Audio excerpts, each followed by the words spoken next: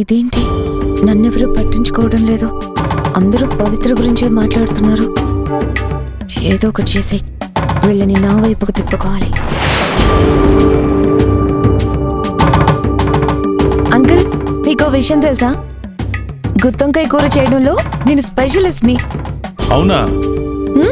మరి సంగతి ముందే తెలిస్తే ఈ రోజు నీ చేతులతోనే వండించేవాళ్ళం కదమ్మా.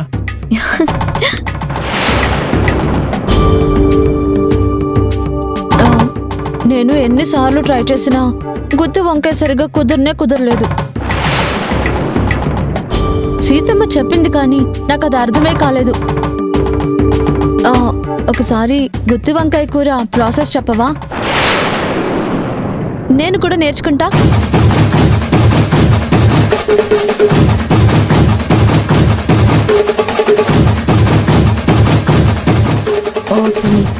అటెన్షన్ కోసం నేనేదో వాగితే ఇది అడ్డంగా ఇరికించేసింది.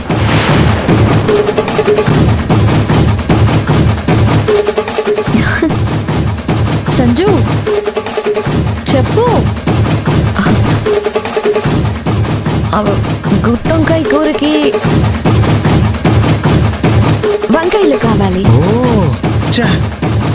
గుత్తొంకాయ కూరకి వంకాయలు కావాలంట పవి. నువ్వేదో బెండకాయలు బీరకాయలతో చేసుంటావు, అందుకే నీకు కుదురుండదు.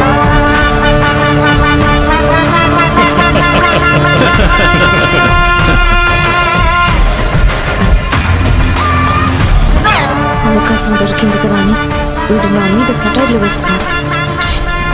ఎలా ఇచ్చాను? మామూలుగా ఉండదు.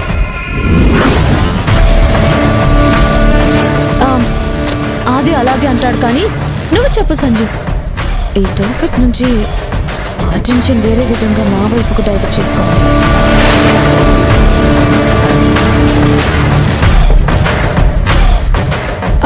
సంజు చెప్పు.